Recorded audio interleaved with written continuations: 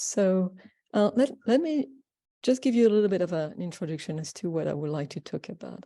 So I've been fascinated for really decades now about the dexterity, and what I call dexterity is the ability that we have to move our hands and to manipulate things in the hand and to hold many different objects within a hand. And this is really the focus that I want to give to my talk today. Of course, in the lab, we do plenty of other things. We also control full humanoid robots. We do very fast control and for locomotion and other things. But today, I want to focus really on just this particular skill that humans and hopefully robots will have. And let me first start by discussing a very key notion to this embodied intelligence, which is, what type of hands do we want to have, and how does that shape the behavior we can have when it comes to manipulate objects? There is a big debate in robotics as to whether we want to have hands that look like the human hand, or whether we want to have a simple gripper or any other hand that will come to our mind that will be useful for the task. It occurs to me that it's fairly obvious that depending on the application, we may want to have hands that look like the human hand. This is very true for prosthesis, because of course you want to retain some of the representation of the hand that people have in their head. But if you want also robots to manipulate daily objects, one has to be aware of the fact that most of our objects are really bent to our needs and bent to our human hand. The handles are made for the size of our hands as well as for the strength of our hand. And this is true for all door handle.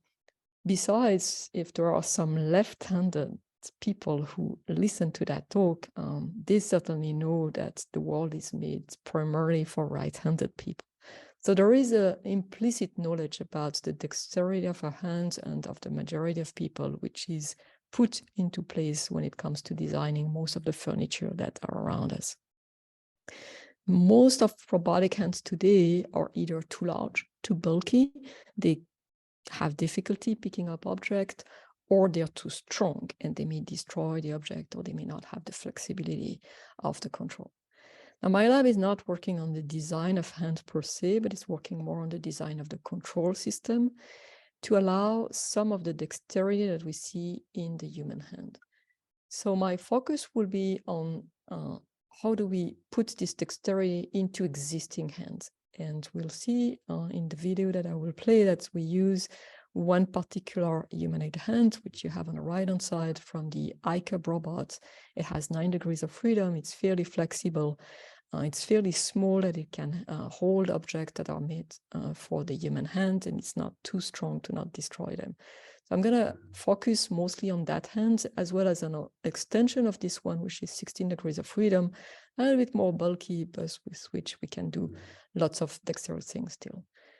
So with the dexterity, I have 2 things in mind. One is exactly what you see here, is the ability to hold objects with all the degrees of freedom of the hand.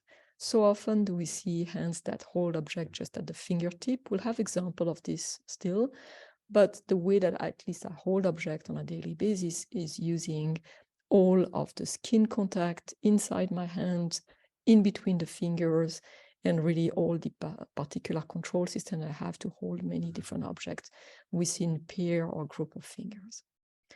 Now, to do that, this is the second aspect of what I want to focus is, how do I embed into a control system this multiplicity of configuration of my fingers that I can create when I move them around? And how do I leverage the very complete tactile coverage that exists in our hands and that we can slowly put in robotic hands with the current tactile sensors that exist? So I'll start first with this variety of configuration. If you look at the way that we pick up objects around us, we are very rarely pick them at the just the fingertip. We rarely also pick them up exactly around the center of mass. Why? Because we often want to do other things with those objects. Typically, if we want to hand over an object to someone else, then we're not going to place our fingers all around the center of mass, because that will prevent the other person to pick the object. Sometimes we have reason to be above the center of mass, as we see here in this example, because we want to keep the lid closed. And when we hold various objects within the hands, then obviously we have to figure out how to hold them at best, what is feasible, and center of mass, surrounding a center of mass for each of those objects is often simply impossible. So what we look at as humans is, in my view, probably feasibility space as opposed to optimality. Optimality is to be around the center of mass. Feasibility is where can I put my fingers in such a way that the object does not drop, but it's not optimal. And this allows us to be very flexible. That's at least what I believe in. That allows us to quickly switch across different configuration at runtime. So I'll show you a very first early work that we did on trying to embed this notion of multiplicity of solution inside the robot head. We started with in simulation only, knowing, again, we have here this 9 degrees of freedom hand, knowing it's kinematic, and we looked for all possible ways in which we could hold a simple cylinder. What are the configurations that we can have for the fingers that made this holding feasible? So we had to express this as an optimal control problem. So typically we will try to find 3 contact points along the object such that they minimize the torque at the finger contact position. It's a fairly obvious objective function. And then we set a number of constraints. We want to ensure stability, which is called as force closure, and knowing some approximation of the friction along the object, we can then compute the minimal amount of force that we need to have to stabilize it. Of course, we have to look into kinematic feasibility and collision avoidance across the fingers. And you can solve that. And the good thing is that it's a nonlinear set of constraints, and hence it's a non-convex optimization. I'm saying it's a good thing. It's a good thing because by construction, when you have a non-convex optimization, then depending on how you warm that your optimizer, you're going to end up with different solutions. And that gives you automatically this multiplicity of solution. You will be solving essentially for close to optimality, but feasibility primarily. So you search for numerous feasible solutions, those that satisfy all the constraints, and they are as close as possible to the optimum, but they are not globally optimal. Now, when we did that, just on that cylinder, just in simulation, we found more than 1,000 different feasible grasps. The good thing also is that we could cluster these into 14 different grasp types. And when we look at those grasp types, I give you here just some snapshots. They looked very similar to the grasp types that we see in the human, those that I showed you earlier on. Now, picking up the object from above, not at the center of mass, but in a way that will make it feasible or optimal to hand this object over to someone else. From below, same thing, they're handing over from the other side, holding various objects in the hand, holding it from above, holding the lead, holding it from below in case you wanted to rotate the object, for instance, and typically needed when you want to clear the content. Now, solving for this, and this is also something I really want to emphasize, optimization is awesome when you have all your time, when you can do it. And you're not under time pressure. But I believe that humans do not solve for all feasible configuration every single day. They do that the first time that they have to handle new object, and then they sort of store this in memory. So we looked into doing the same thing. We had this variety now of grasp, and we wanted to be able to not have to run the optimization each time, which will take a few seconds. And besides, it's not very optimal because then you're looking at all possible searches in your state space again and again and again, as if you had never found a solution. Rather than that, we took all those solutions, we have more than 1,000, and then we learned a distribution of feasible posture on this cylinder. That means that now we are learning a probability density function that lives in 14 dimensions that represent the hand position and orientation, plus the finger joints. So it's solving already for the posture in finger joints in the configuration space, as well as for the hand position orientation in the Cartesian space. I'm giving you here a little bit of a snapshot of what you get. You get this feasible manifold. And here we're looking at a slice in 2D. So you can do PCA, and then you can take some slice in this high dimensional space. And what I represent here is this manifold of feasible grasp, where when we learn it as a probability density function, essentially what we end up with when we do that typically with a fit of Gauss function, for instance, is that we have regions that are highly likely and then regions that are a little less likely. Now, what we can do once we have this, because it's learned in closed form, we have this density of representation, is that we can query for a new solution when we start from an unfeasible grasp. That's typically when we start away from this feasibility, basically when we haven't reached the object yet. So imagine that I have 3 of those. Here is the configuration A, I'm far from the object, my hand is not yet on the object. Here is the same from a different configuration, and yet here is a 3rd one. How can I then bring very rapidly the hand to a feasible configuration since I have this map of the feasible manifold? Well, a very simple way is exactly the one that is represented here, is that you can do a line search. Line search is extremely quick. You have this probability density function that is learned in closed form, and then you can do a line search. That means you shoot a line along the gradient of the likelihood of this probability density function, and then you hit the closest optimum. And this, you're guaranteed that you're going to get a feasible solution. It's the closest in that manifold, and it's often the closest in joint space. So this is what we did, and this is what allowed us to pick up objects that were presented to the robot. Let's not forget that we learned that on a cylinder, but it turns out that this configuration, this pre-shape, if you wish, also applied to a variety of objects. So we could show that we could use it to hold variety of objects, and so we could hold those and pick up those in real time with a very rapid computation. Yeah, so observe also that this variety of configuration applies to a variety of objects. So we can have some generalization from the learning outside from what has been seen. I've talked about the fact that we needed to learn various configuration, but in order to really support the weight of an object, to manipulate it, we need more than this. We need to be able to do closed loop control. And typically, I mean, for doing the video that I've shown before, we had to make sure that the object was held in the hand and we were not controlling for force explicitly. We were only at the kinematic level. And here you have an object example that if you don't control for the force, any slight disturbances on the object will make it slip. Even though we had computed for force closure, control for torque, we were not closing the loop on the force that are perceived. So the next step that we did was to look at how can we embed this notion of feasible posture. Recall that we have this manifold of stable posture. If you have unstable posture, then we projected them back onto the manifold. But all that was done in kinematic space. So can we extend this by including tactile information? Meaning that if I feel that the object is slipping from my finger, I should be able to restabilize it and to find a stable posture that is stable, not just in kinematic space, but in force space. So to do that, we had to look at how to represent this force space. So take this example of this object, which is held here at the fingertip. When we have the forward kinematic, we can compute a virtual frame at all time. It's an implicit representation of where the center of mass of the object is. From the tactile information that you have at the fingertip, you can predict what the force are at contact. And from there, you can implicitly assume that if the object is stable in your grip, then the center of mass is somewhere in the middle, knowing that there is some notion of stiffness that is applied by the finger.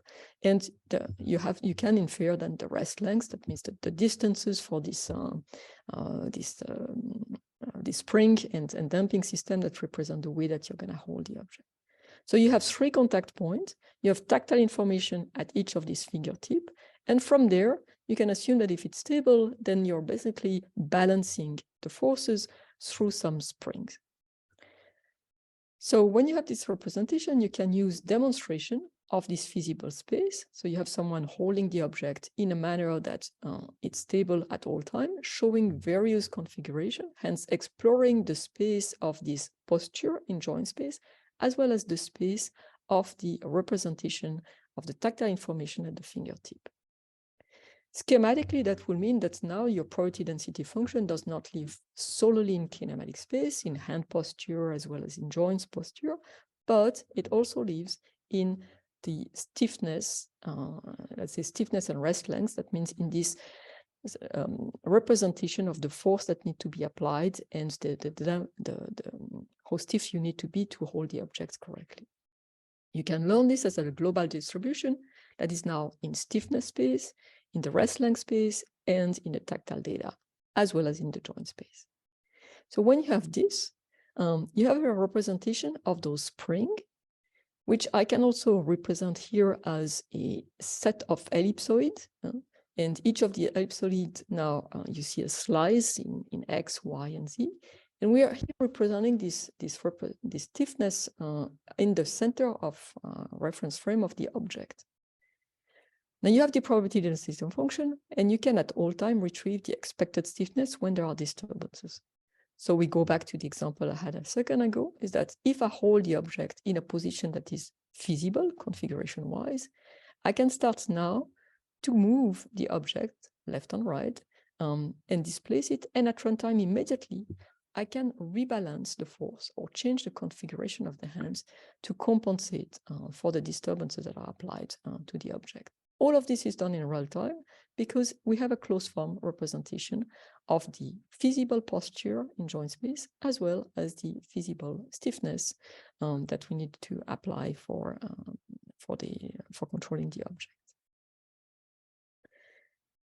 We went one step further and went from this to be able to also account for changes in the loads that you're carrying that could occur from external disturbances, such as increasing or decreasing the weight that's inside the object. So to do that, you need to expand the map of the feasible space that you have to not just one single object, but to multiple objects. So we basically gathered many, many different of the examples that you had before, holding the object in different configurations that were feasible, different objects with different math, learn again this distribution, and then learn a very large distribution representation that is in fact much larger than what we have seen before. So here, representing a slice with PCA on this very high dimensional space, we see that it's highly non-convex and very, very complex to retrieve from. But we use the same mechanism. That means that at all time we have a closed form representation of this, and then we can retrieve the required stiffness for different changes in the load. So we could do it for increasing the strength at the fingertip with a desired change in the stiffness. Then of course you're going to generate a different torque to adapt to various changes in the load at the fingertip. And then you retain also this ability to still change the configuration of the fingers, apply more or less strength at just one fingertip, not all of them, depending on the disturbance that is generated outside, because you have this closed form representation that is valid for all the fingers. And then you retain what we have seen before, also the ability to modify at runtime the position of the finger to stabilize the object while you're staying within the feasible space. Here is another example that we did with more load. And you'll see something that I haven't explained yet, which is also a very desirable behavior, which is to do what we've just observed. Is when the weight of the object increases a lot, it's insufficient to just change the configuration of the joints while remaining remaining in contact with the object.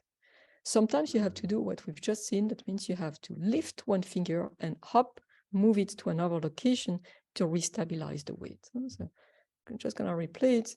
You see the weight increases, or maybe it wasn't clear. So someone is dropping some beans inside this bottle, and as it does so, then the center of mass starts dropping, and then you have just milliseconds to be able to decide to move this finger in particular and to move it in a location that is lower down to restabilize the object.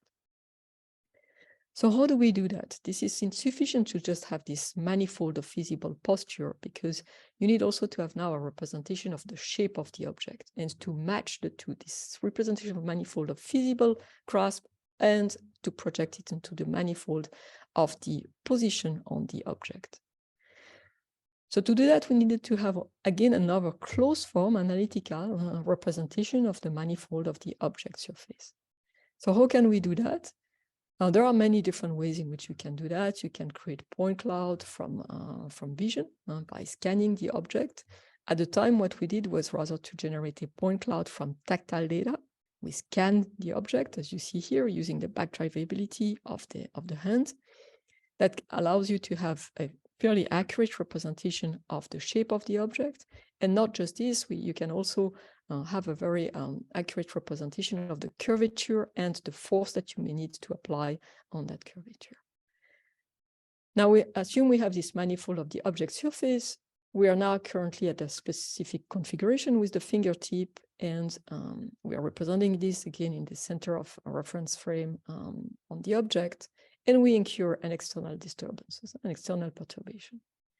Now we can compute a new desired contact on the surface. That means we search among the possible posture that we have. We do this line search, but we force the line search to be on the manifold of the object surface. So it's no longer any feasible posture in this representation in Cartesian space or joint space, but it's all those that also satisfy the constraints to be on the manifold of the object surface. Once we have that, we can either slide to the desired new contact, or we can quickly jump to that posture. And that can be solved simply by searching for the minimal path in the joint space. So I'll show you a couple of examples of how this can be used to generate stable behavior when you disturb the grasp on different objects. For those particular examples, we had trained the robot to only hold one bottle. And what was very pleasurable to see is that there was a natural generalization to holding various objects, various bottles with various width, and requiring various distances across the fingertip. More recently, we've extended this work to also be able at runtime to adapt to changes in the distribution of mass within the object, while you cannot observe this visually. So we think that the robot is blind and it's only perceiving things from tactile sensors. And what the robot will be tasked to do now is to restabilize and to make sure to stabilize this object while we rotate it, while the content, the fluid here, will be moving along the object as we start rotating it. So we have a sense of pressure at the fingertip, and we go back to the model that I've presented before. We assume that we can at all time control in torque at the fingertip. We have this notion of virtual frame of reference, which is based from applying different spring, so the stiffness control at each of the fingertip to stabilize the object. Now we need to infer the position of the center of mass in real time because it keeps changing as an effect of us moving the content as we move the object, and we tilt it, and the liquid is going to flow inside the object. And we really have milliseconds for doing this, because for liquids move really fast inside the object, and the mass can be the distribution of mass can be quite large, as we've seen here, especially if you filled in the object 2/3 of its content. So you really incur very vast changes, and you have to adapt very rapidly the forces that you apply at each of the fingertip to restabilize the object. So we need to infer this position and to adapt the finger orientation and the force that they apply to make sure that the object does not slip from the finger. So to estimate the frame, we could not rely on what we had done just before, which was to do the sum of the forces. We had to have a more accurate representation that required to learn this. So we did some learning outside we actually used different neural networks to represent the tactile information that is given at the fingertip, which is fairly complex, to have a very accurate representation of both the normal as well as the tangential forces at runtime.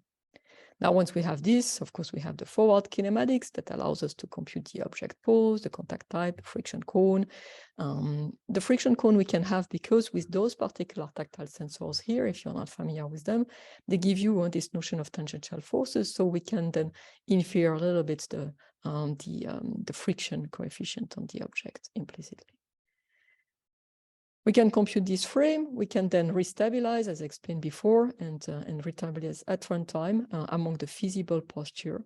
And you see here a readaptation online of the force that are applied by the fingertip. You have to really observe that there are tiny changes in the orientation of the fingertip to align with the displacement of the content as we move it left and right. We can do it for a variety of objects. Objects that are heavy. The one on the right-hand side is particularly interesting. You'll see that because it has a heavy weight. Let's observe this, and a very non-uniform mass distribution. We put actually a battery in that object, which made the mass distribution uneven, completely decentered, and so this forces you to restabilize implicitly the forces as you discover this, because when you hold it from above, you do not really sense all this variation of distribution mass, and you perceive it when you move the object. Again, another video to really show that we have this runtime adaptation of the repositioning of the finger, a readaptation of the finger orientation to external disturbances that is retained from the previous controller that we've explained before. So with this, I'd like to move now to another extension that we've been looking at recently, which relates to the very first image that I showed in my talk, that we want to have the robot have the ability not just to hold one object in hands, but to hold multiple objects in the hands and to be able to stabilize them by now controlling 4 groups of fingers separately. So I like very much the way that humans do that, and this is one example among many. I'm sure that all of you do that on a regular basis. You pick up 1 or 2 objects and you place them in different configuration in your hands. And the big question is, how do you manage to do that? How do you manage to choose where to place those objects in such a way that all of your finger can hold them simultaneously? So this is really the task that we looked at, was how can we do the same using, you see this hand is a 16 degrees of freedom hand, is the Allegro hand, and we're going to use it, this same hand that you have seen a second ago, and we're going to really use all the degrees of freedom, all these 16 degrees of freedom. So we want to hold with just these 2 fingers, just inside the finger, not at the fingertip, really within the finger, this particular object. And once we have done that, we want to use the middle finger to both hold the right object as well as the left object. And finally, to have yet this middle finger hold one more thing in conjunction with the palm. So we're reusing the degrees of freedom for different grasp at once. Now, how can we get this? Yeah, and this is the last object that we could hold to replicate what the human had done. So how can we generate this? But we go back to the same principle that I've explained before. We need to have, in closed form, an analytical representation of the feasible space, but now really it's a feasible space for each of the joints separately. So each of the fingers separately and each of the joints. So if you look at just the thumb has a workspace. This is its own workspace, and it's the same for the index and the middle finger and so forth. So we know the kinematic of the hand. So and you can do that for any hand. It doesn't have to be a humanoid hand. You could do that for a 3-finger typical gripper hand. So you just have to run the possible posture in simulation and then learn from this. But to hold various objects within the hand, you need more than this. What you need also is to represent all possible pair, let's say, pair of contact surfaces along the hand. And we're looking here at contact surfaces typically between the thumb and the index, or the thumb and the middle finger, or the 4th finger, and so forth. But you have much more than that. So, and you can compute those pair for those obvious one, and the thumb with any of the other finger, as well as any other pair that are between the phalanxes. That's what we've seen before for holding objects in between 2 phalanxes. You represent this as a very large map of this feasible biphase contact across a pair of contact regions. Now, another thing that you also need to represent are the number of self-collision. And it must have been obvious for many of you that when we want to hold objects like this, one major issue is that the fingers may collide with one another, not to mention that they may collide also with the object, and I'll come back to that at the end of the talk. Now we're still in kinematic representation. We can represent the feasible space of motion of each of the finger, as well as the feasible set of configuration that allows us to hold objects with two or more contact region. Now I'll show you the space of this feasible posture that we can then retrieve. You have here various examples for holding the tennis ball.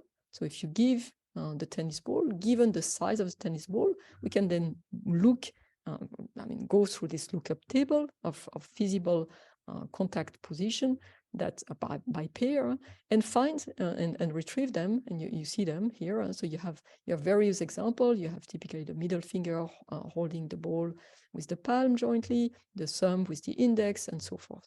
So it gives you a large group of feasible configuration to hold just this object with now a group of two or more fingers at various locations.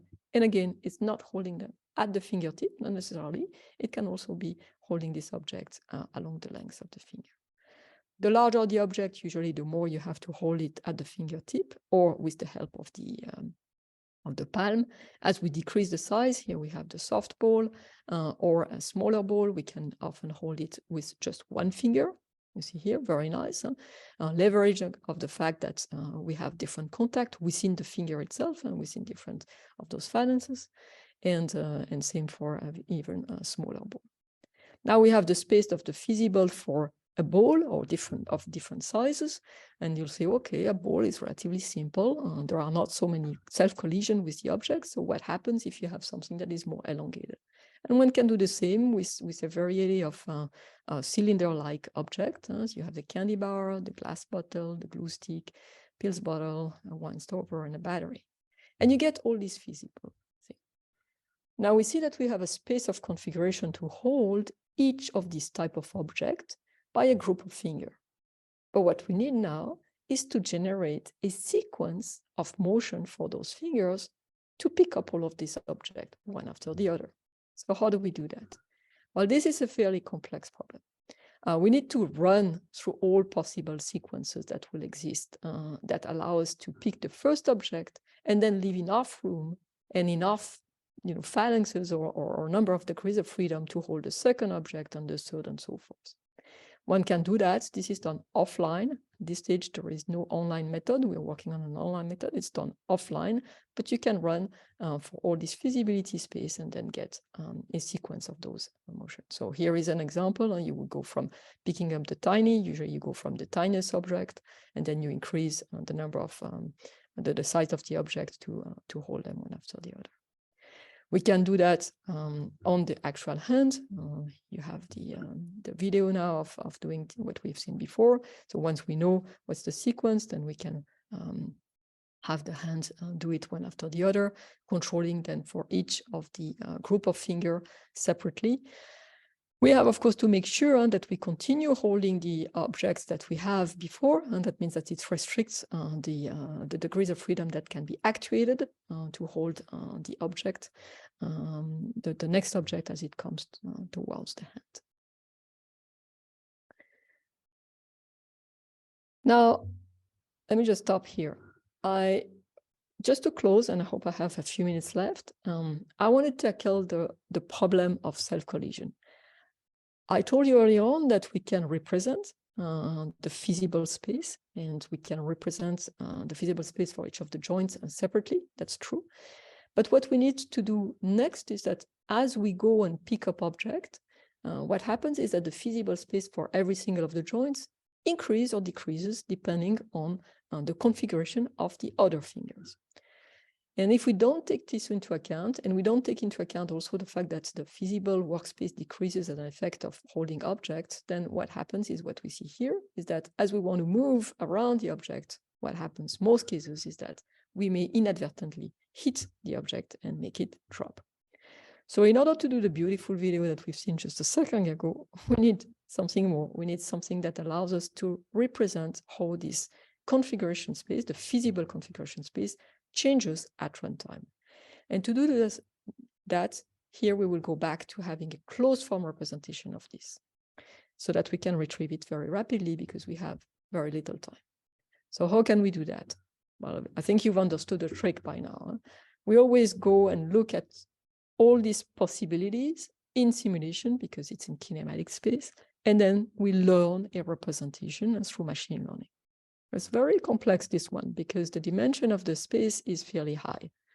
So the fingers free space now lives in 16 dimensions, and we need to find all the collision and non-collided representation and to understand how they change as an effect of the change in the configuration of the other finger.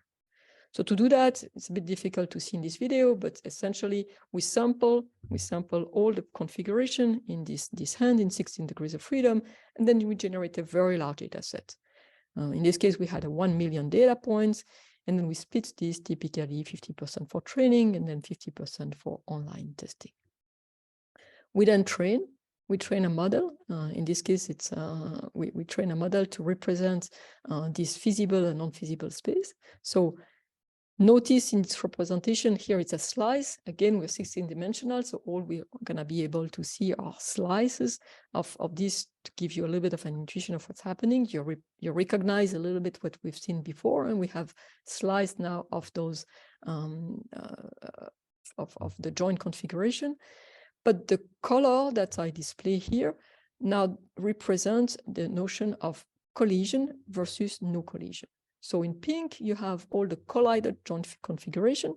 They're collided because the joint collide with one another with other fingers. It's a bit difficult to represent, but this may happen depending on the posture of the other finger. And you'll see how this collided space changes. But for now, just for the representation, bear in mind that in pink, you have the collided joint configuration.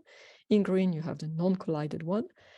And we can learn that, and we learn this with neural networks, and we learn also a notion of a distance function. So not just a classification problem. We did two. We had actually one cost to learn accurately the boundary from the collided versus non-collided configuration, but we also trained the model to learn the distance to the collided configuration, because this distance is important to allow us to move away using simply the gradient away from the collided configuration. Now the prediction was fairly good, especially as we used 50% of the data space. Now I'm going to illustrate this with a couple of videos. So assume you have the hand in that configuration. Now you want to move one of the finger to reach the red point, while avoiding, to move away from the red point while avoiding the other finger. So think of it as an attractor point, and this attractor point, we could represent it as through a control space, which is a dynamical system. So we're going to control now each of the joints of our hand to go to some attractor points. It could be a point on the object that we want to hold, we'll see that. And we want to avoid the other finger. Let me show you what happens. As we move, what happens typically is that as we move one finger around another finger, then this free space changes. So what we have learned in the machine learning algorithm is a representation that when we plot keeps changing. I move around the finger. When I come close to the finger, then the collided space increases, and then when I move away, it decreases. Now, what happens often when you use dynamical systems, so this vector field representation to move around obstacles that are represented in joint space, is that you have local minima. So in 16 degrees of freedom, these local minima arise very often, and to get out of those local minima, we combine this with a sample-based planning technique, which allows us at runtime to search for a feasible path, and once we have a feasible path, then we use a vector field representation to quickly go to our desired position. So I show you here an example of running this at runtime. You see all the red points need to be avoided. In this case, they're the obstacles, and as we move around those red points, then we make sure that we want to close the fist, and so these are the desired configuration, and we want to avoid this red point at runtime. But not just this. As the finger adapts to avoid, and I'm playing it again, avoids to the red points, they also have to avoid each other.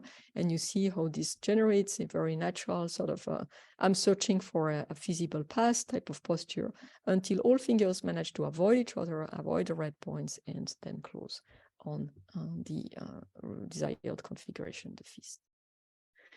We can do that live with here avoiding this obstacle, which is the object that we're going to hold in a second. This object is tracked with cameras that track in real time with marker-based representation. Each of the marker is you have to think of this as one of the points that we've seen before, and you've seen the closing of the fist while avoiding the obstacle at random.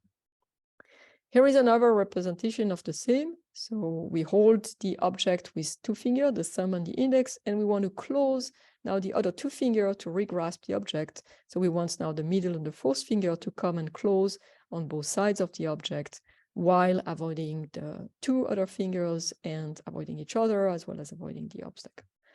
So we're going to look for a feasible path, which is represented on the left-hand side. You recognize the pink area, which is the collided region, and then the green area, which is the non-collided one. And we need to avoid all these different obstacles.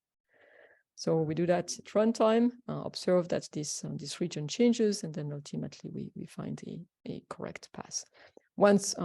Now, there are more tricks to do that, because at some point we need to modify this notion of obstacle avoidance to actually going towards the obstacle, because we want to close on the object.